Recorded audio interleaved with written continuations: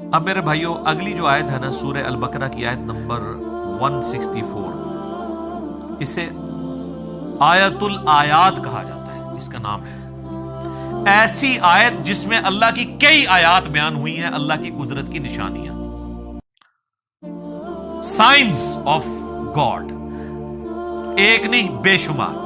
اور قرآن حکیم میں سورۃ البقرہ کی آیت نمبر 164 کے مقابلے پہ کوئی ایک آیت ایسی نہیں ہے جس میں صرف ایک آیت کے اندر اللہ تعالیٰ کی قدرت کے فزیکل فینومینا آف نیچر، جو اللہ تعالیٰ کے فینومینا بنائے ہوئے ہیں، وہ سارے کے سارے آلموسٹ بڑے بڑے فینومینا جو قرآن پاک میں سکیٹرڈ فارم میں ہیں، جن کو التذکیر بھی اعلیٰ اللہ کہا گیا ہے، وہ بیان ہوئے ہوں سوائے اس آیت کے۔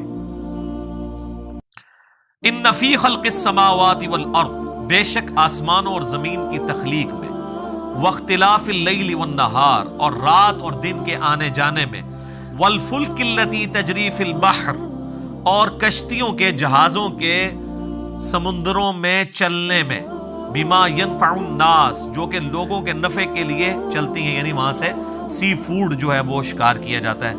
وما انزل اللہ من السماء من ماء، اور اللہ تعالیٰ جو نازل فرماتا ہے آسمان سے پانی، فاحیا به الارض بعد موتها، اور پھر اس پانی کے ذریعے مردہ زمین کو زندہ کر دیتا ہے، یعنی سبزہ اگا دیتا ہے اس پانی کے ذریعے۔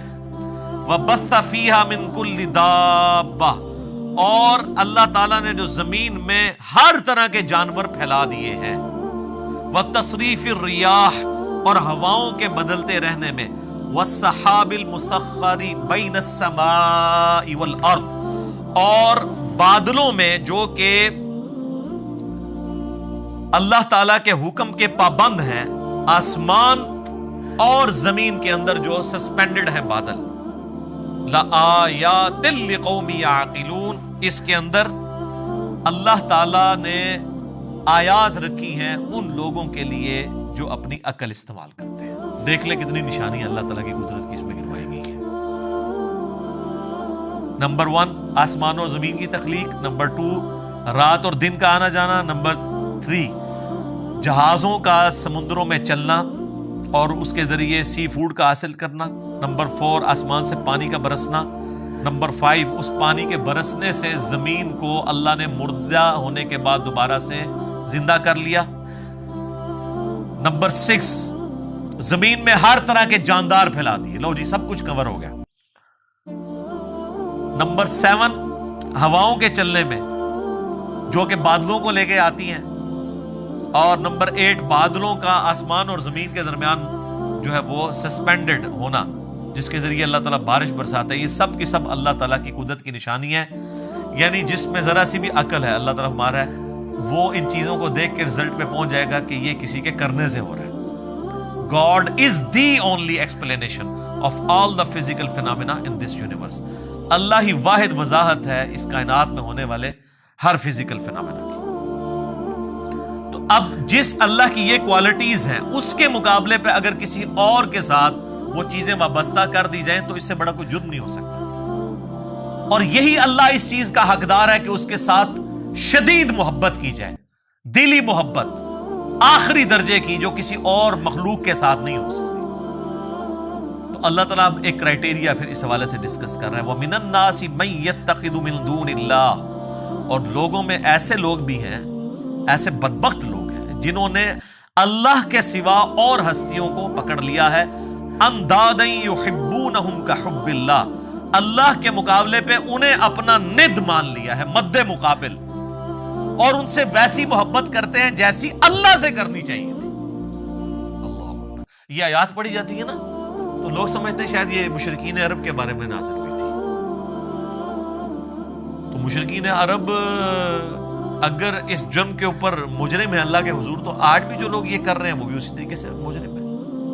اور آپ کو آج مسلمانوں میں اکثریت ایسے لوگوں کی نظر آئے گی جو اگر آپ ان سے حلفیہ بیان لیں تو وہ کبھی یہ نہیں کہیں گے کہ ہم اللہ سے بڑھ کے کسی سے محبت کرتے ہیں، لیکن ان کا ایٹیٹیوڈ یہی ہے۔ وہ آپ کو کبھی شعر سنائیں گے، اللہ اللہ کیے جانے سے اللہ نہ ملے گا، اللہ والے ہیں جو اللہ سے ملا دیتے ہیں، اور اللہ والے ان کو کہہ رہے ہوتے ہیں جو اپنی عبادت کروا رہے ہوتے ہیں۔ اگر اللہ والے سے مراد یہ رسول اللہ کو، صحابہ اور اہل بیت کو لے تو ہم ان کے ساتھ ہیں، لیکن آپ کو پتہ ان کو نہیں لیتے کیونکہ وہ تو ولی نہیں تھے نا، ولی تو بعد میں ہوتے ہیں، وہ اللہ والے ان کو کہہ رہے ہوتے ہیں جن سے تجوید سے اگر آپ نماز سنیں تو نہیں سنا سکتے، اور ترجمہ تو بھول ہی جائیں کہ وہ سنا سکتے ہیں۔ ہاں وہ یہ کر سکتے ہیں کہ سجے پاسے اسلام پھیرے تھے سارے حافظ ہو گئے، کھبے پاسے پھیرے تھے سارے ناظرہ ہو گئے، وہ کہتے ہیں نا جی پیچھے نیت کی۔ تو میں کہتا ہوں جن بزرگوں کے بارے میں آپ کا ایک کلیم ہے نا، اگر آج بھی اس طرح کہتے ہیں نا جی دنیا اولیاء سے خالی نہیں ہے، آج بھی ان اولیاء کو لیں، وہ تجوید کے ساتھ آپ کو سنا نہیں سکتے، وہ آپ کو سنت اذکار نہیں بتا سکتے صبح و شام کے جو نبی علیہ السلام نے تعلیم فرمائے ہیں۔ فرض نماز کے بعد کے آپ کو 2-3 اذکار بتائیں گے، 17 نہیں بتا سکتے، ان کی تربیت ہی وہ نہیں ہوئی بھی ہے۔ تو وہ ان ہستیوں کے بعد، حتیٰ کہ سورہ الزمر کے اندر جا کے آئے گا، سورۃ المومن کے اندر، کہ ان کے سامنے جب اکیلے اللہ کا ذکر کیا جاتا ہے تو ان کے دل گھٹنے شروع ہو جاتے ہیں، اور جب اللہ کے ساتھ اور ہستیوں کو شامل کیا جاتا ہے تو ان کے پھر دل پھیل جاتا ہے۔ اور آپ یہ کر کے دیکھ لیں جناب، آپ اللہ کی توحید بیان، ہم تو کئی بار یہ تجربہ کر چکے ہیں، آپ اللہ کی توحید بیان کریں تو ان کو چڑ ہو جاتی ہے، وہ کہتے ہیں کو بزرگوں کا بھی ذکر کرو نا جی۔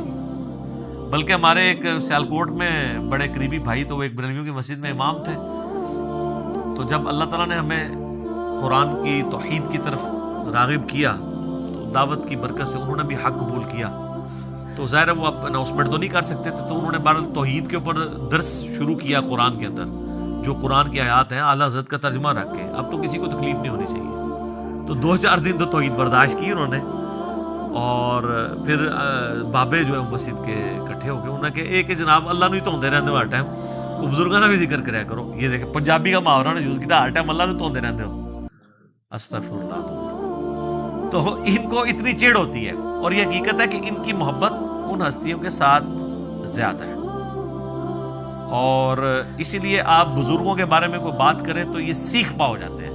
اللہ کے بارے میں کہتے ہیں جی اللہ کو تو پہلے ہی اتنے لوگ گالیاں نکال رہے ہیں، ایک اور نے نکال دی تو کیا ہو گیا؟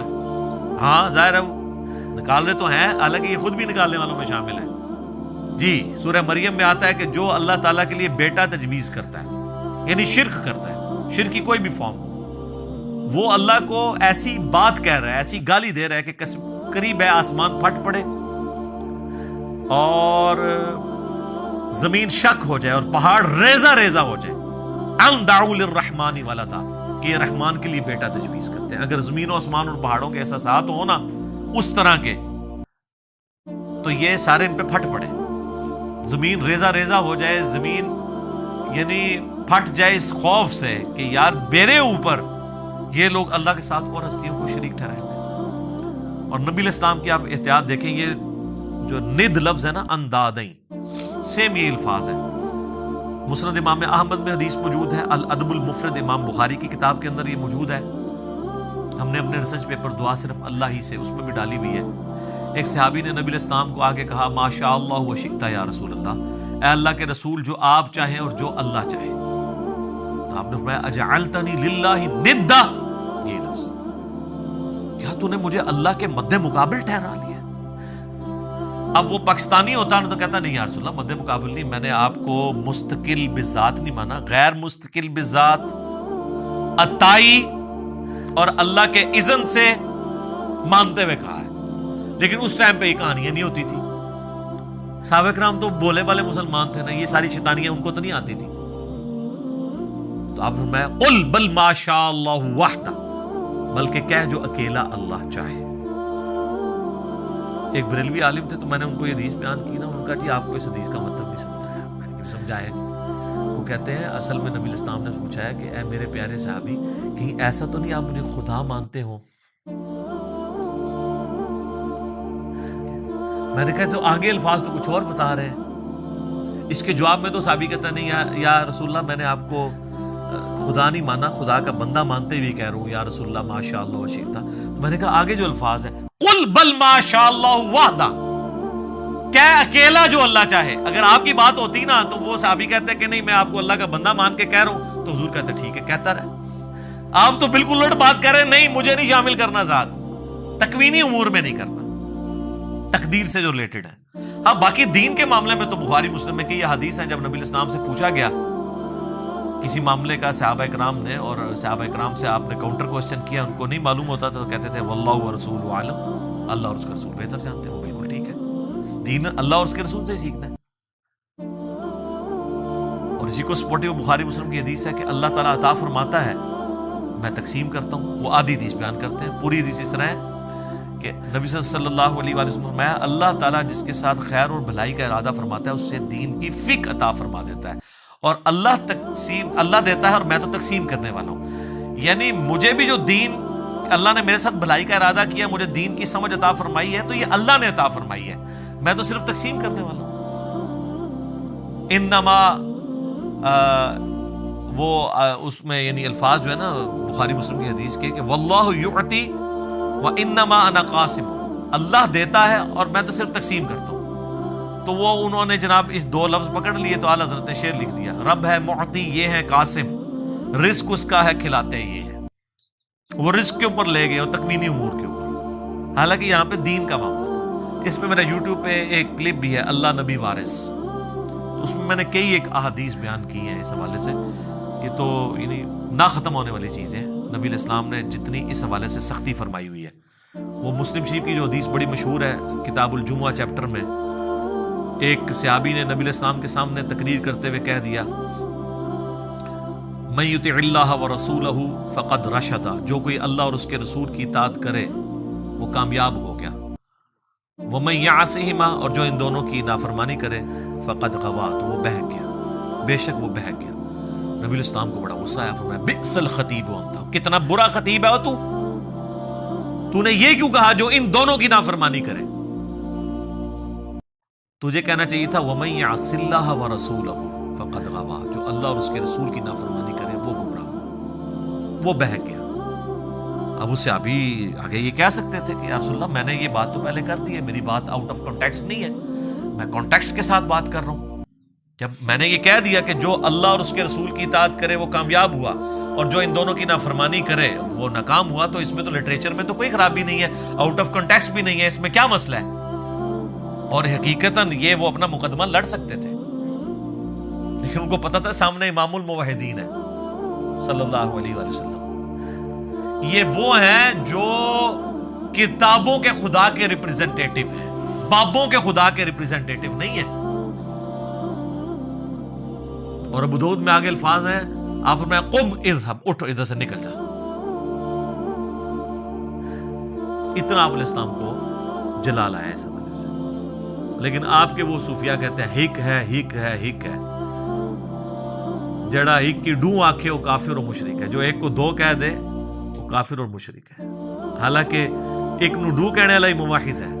حادث کو قدیم سے الگ کرنے کا نام ہی توحید ہے، خالق کو مخلوق سے الگ کرنے کا نام ہی توحید ہے.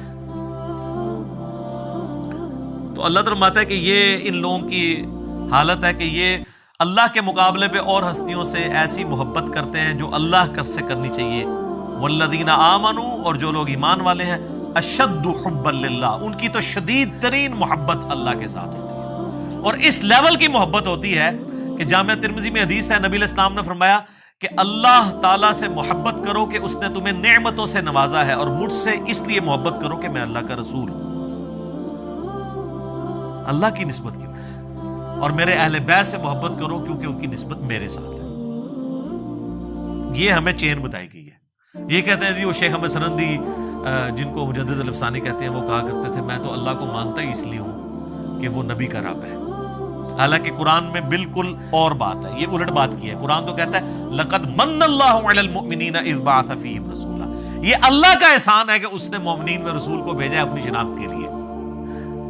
یہ الٹی گنگا لے کے چلتے ہیں. اور پھر ظاہر ہے یہ باتیں تو بکتی ہیں. پھر انبیاء کی شان میں غلو کرنا تو بکتا ہے نا جی، عیسائیت میں بکا ہوا ہے نا، آپ دیکھ لینا. تو اللہ تعالیٰ نے ایک مخلوق کا معاملہ ہی ایسا رکھا ہے کہ یہ اگر امتحان نہ ہو مخلوق کی کوالٹیز کا تو اللہ کے ساتھ کوئی اور شریک ہی نہ ٹھہرایا جائے کسی کو. تو اسی لیے یہ لوگ پھر شریک ٹھہراتے ہیں نا.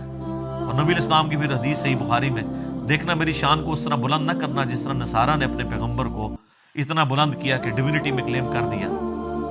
میں اللہ کا بندہ اور اس کا رسول ہوں، مجھے اللہ کا بندہ اور اس کا رسول ہی کہنا. یہ نبی علیہ السلام کس کو سنا رہے تھے؟ انہی کو سنا رہے تھے جنہوں نے کام ڈالنا تھا. جو آج تک ماننے کے لیے تیار نہیں ہے. تو اللہ بتا شدید ترین محبت اہل ایمان کی اللہ کے ساتھ ہوتی ہے. بخاری مسلم میں حدیث ہے اس نے ایمان کی علاوت چکھ لی جس کے لیے اللہ اور اس کا رسول ساری دنیا سے بڑھ کر محبوب ہو جائے. نمبر 1 یہ. نمبر 2 دوستی اور دشمنی کا معیار اللہ کی ذات. اور نمبر 3 کفر کی طرف لوٹایا جانا اس کے لیے اتنا ہی مشکل ہو جائے جتنا زندہ آگ میں جلنا. وہ جلنے کے لیے تیار ہو جائے لیکن کفر نہ اختیار کرے تو اسے ایمان کی مٹھاس مل جائے گی. اب اللہ تعالیٰ غصہ فرما رہے ہیں ان کے اوپر کہ جو لوگ اس طرح کی محبت رکھتے ہیں نا اللہ کے مقابل اور ہستیوں کے ساتھ. تو اللہ بتا وَلَوْ يَرَ الَّذِينَ ظَلَمُوا إِذْ يَرَوْنَ الْعَذَابَ, کاش یہ ظالم لوگ وہ وقت دیکھ لیں جب یہ اپنی آنکھوں سے عذاب کو دیکھیں گے ان القوۃ للہ جمیعا, تو قیامت کے دن ان کو یہ پتہ چل جائے گا کہ ساری قوتوں کا مالک تو اللہ ہے. آپ بے شک کہتے رہے میں اس ٹائم تک جنت ہی نہیں بڑھنا جو تک سارے نہ لے جا. ہاں دوزخ میں کے لیے یہ شرط ہو سکتی ہے کہ جن کو میں نے گمراہ کیا جب تک میں دوزخ میں ان کو نہیں لے جاتا تو میں نے دوزخ میں جانا, یہ تو بات بالکل ٹھیک ہوگی. جنت اللہ کوئی نہیں پائی جی. بخاری مسلم میں حدیث ہے میری بیٹی فاطمہ اس بات پہ نہ اکڑنا کہ اللہ کے نبی کی بیٹی ہو, اگر اللہ نے پکڑ لیا تو میں اللہ کے حضور تیرے کچھ کام نہ ہوں گا. حضور نے اپنے چچا کو بھی کہا کہ عباس میرے چچا میرے مال سے جو لینا ہے لے لے, اے میری پھوپھی صفیہ میرے مال سے جو کچھ لینا ہے لے لے, اگر اللہ نے پکڑ لیا میں تیرے کچھ کام نہیں آؤں گا.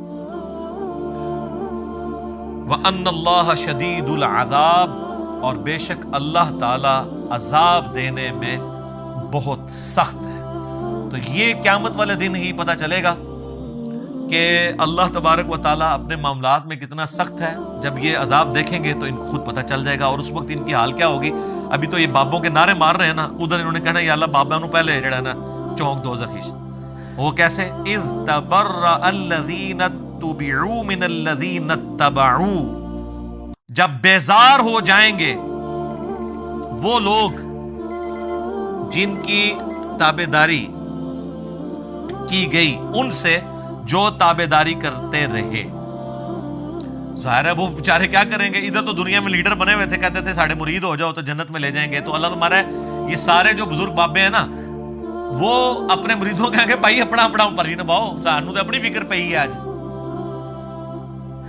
جب وہ عذاب دیکھیں گے وَتَقَطَّعَتْ بِهِمُ الْأَسْبَابُ, ان کے سارے تعلقات آپس میں ٹوٹ جائیں گے, پیری مریدی ختم, بیعت ٹوٹ جائے گی, تجدید بیعت بھی نہیں ہو سکتی. وَقَالَ الَّذِينَ اتَّبَعُوا, تو پھر جب وہ یہ مرید یہ دیکھیں گے نا جو اتباع کرنے والے تھے وہ کہیں گے لَوْ أَنَّ لَنَا كَرَّةً, کاش ہم دنیا میں ایک دفعہ دوبارہ چلے جانا, پھر تو ہم پوچھ لیں گے تسی تاڑے نعرے مار کے تو چندے دے کے. فَنَتَبَرَّأَ مِنْهُمْ كَمَا تَبَرَّؤُوا مِنَّا, تو ہم بھی تم سے بیزاری دنیا میں ظاہر کریں گے جس طرح آج تم ہم سے بیزار ہو رہے ہو نا. اگر دنیا میں دوبارہ جانا نصیب ہو جائے نا تو ہم اب دنیا میں گئے نا تو ہم انجینئر صاحب کی ویڈیوز ہی دیکھا کریں گے. ظاہر ہے یہ نعرہ کون لگا رہا ہے کہ نہ میں وابی نہ میں بابی, میں ہوں مسلم علمی کتابی. بابوں سے لانے برات کون کروا رہا ہے؟ جو نبی علیہ السلام کی مبارک دعوت کو لے کے چل رہا ہے. اور آپ سے ریکویسٹ کرتا ہے کہ مرنے سے پہلے اے مسلمان کر لے اس پہ غور, کتابوں کا خدا اور ہے, بابوں کا خدا اور. اچھا وہ یہ کہیں گے یار یہ تو کافروں کے بارے میں آیات ہے. ان سے صرف ایک معصومانہ سوال کریں کہ یہ بتائیے, ہم لوگوں سے یہ کرتے تھے کہ یہ بتائیں کہ یہ جو آیات ہے اس میں غلام احمد قادیانی فال کرے گا کہ نہیں, کہ جو قادیانی ہے وہ قیامت والے دن جب غلام احمد قادیانی کہے گا آج تو میں خود عذاب میں جا رہا ہوں میں تمہارا کیا کروں, تو قادیانی یہ کہیں گے کہ کاش ہم دنیا میں چلے جائیں تو ہم بھی تجھ سے لانے میں. کہتے ہیں بالکل کریں گے. تو ہم کہتے ہیں غلام احمد قادیانی تو قرآن کے نزول کے 1300 سال بعد آیا ہے, تو اس میں تو نہیں ذکر, یہ تو مشرکین عرب کے بارے میں آیات ہے. تو کہیں گے نہیں مسئلہ یہ ہے کہ جو بھی کرے گا تو آڑے نہیں کرتے. ہم کوئی بات کر دیں کہ اللہ کے فضل سے ہم نے یہ بات سمجھائی ہے بڑے اعتماد کے ساتھ, کہتے ہیں میں کرتا ہے وہ آپ کے, تو میں کہتے ہیں کہ سارے اولیاء کی گردن پہ میرا پاؤں, آپ کہتے ہیں سبحان اللہ, حالانکہ آپ کہتے ہیں جی لعنت اللہ. کبھی ابو بکر صدیق نے کہا سارے صحابہ کی گردن پہ میرا پاؤں ہے. اتنے متکبرانہ جملے کے اوپر سبحان اللہ کہنا چاہیے. شیخ عبد القادر جیلانی کی طرف جھوٹ منسوب ہے, ہم نہیں کہتے انہوں نے کہا ہوگا. اگر انہوں نے کہا تو وہ پھر اولیاء اللہ نہیں ہوں گے, اور اگر اولیاء اللہ میں سے ہیں تو وہ اتنے تکبر کے ساتھ نہیں بول سکتے. تو وہ کہیں گے آج ہم دنیا میں اگر کاش ہمیں واپس اللہ بھیج دینا ہم بھی اس طرح تبرہ کریں گے. یہ تبرہ لفظ سے نا اعلان برات, ٹھیک ہے جی, تبرہ کریں گے. جس طرح آج تم کر رہے ہو. کذالک یریہم اللہ اعمالہم حسرات، یوں ہی اللہ تعالیٰ ان کے برے اعمال ان کے سامنے کر دے گا اس حال میں کہ وہ پشیمانی میں ہوں گے. علیہم ان کے لیے، وما ہم بخارجین من النار، والعیاذ باللہ تعالی، اور وہ کسی صورت آگ سے نکل نہیں پائیں گے. اللہم اجرنا من النار، اللہم انی اعوذ بک من عذاب جہنم ومن عذاب القبر ومن فتنة المحیا والممات من شر فتنة المسیح الدجال ربنا اصرف عنا عذاب جہنم ان عذابها كان غراما. آمین. تو یہ دیکھ لیں، یہ آخرت میں یہ کچھ ہونا ہے. تو دنیا میں اگر کسی کو پتہ چل جاتا ہے، سورہ الاحزاب پڑھ کے دیکھ لیں، وہاں پہ وہ کہیں گے کہ ہمارے بزرگوں کو دگنا عذاب دے اللہ، جن کی وجہ سے ہم گمراہ ہوئے. بالکل آخری رکوع میں. تو آپ یہ قادیانیوں کی تو میں نے بس مثال دی ہے، آپ دیوبندیوں سے اگر پوچھ لیں کہ یہ احمد صاحب بریلوی صاحب کے ماننے والے ان کے بارے میں یہی کہیں گے، بالکل کہیں گے. اور بریلویوں سے پوچھیں کہ اشرف تھانوی صاحب کے ماننے والے قیامت الدین یہی کہیں گے، بالکل کہیں گے. تو یہ تو اجماع ہی ہوا ہوا ہے اس کے اوپر بزرگوں سے تبرہ کرنے پہ. تے اے تبرے جڑے نا بزرگوں سے کرو جے کرنے جے اعلان برات، اس سے پہلے کہ وہ آپ سے اعلان برات کریں. اور دیکھیں اللہ تعالیٰ کتنا شفیق ہے، اس نے قیامت کی جو وہ ویڈیو تھی نا پہلے ہی چلا دی ہے، تاکہ وہاں جا کے آپ کو شرمندگی جو ہونی ہے نا پہلے ہی پتہ چل جائے، اور آپ مرنے سے پہلے غور کر لیں. کیا کہ مرنے سے پہلے اے مسلمان کر لے اس پہ غور. کتابوں کا خدا اور ہے، بابوں کا خدا اور یقین جان ایک دفعہ بھی زندگی میں تو نے غور کیا نا، تیرے اندر سے آواز نکلے گی کیا کہ نہ میں وہابی نہ میں بابی، میں ہوں مسلم علمی کتابی. دیکھ لو بابے نو کیسے رگڑا لگ رہا ہے. ٹھیک ہو گیا. بے شک بابا بچاؤ مہم کریں، بابے تے اللہ تعالیٰ نے پہلے ہی ختم کرتے ہیں. اللہ تعالیٰ سے دعا ہے جو حق بات میں نے کہی ہمارے دلوں میں راسخ فرمائے. اگر جس بات میں میرے منہ سے غلط بات نکل گئی، اللہ تعالیٰ ہمارے دلوں سے معاف کر کے اسے معاف بھی فرما دے. سبحانک اللہم وبحمدک اشہد ان لا الہ الا انت استغفرک واتوب الیک وما علینا الا البلاغ المبین.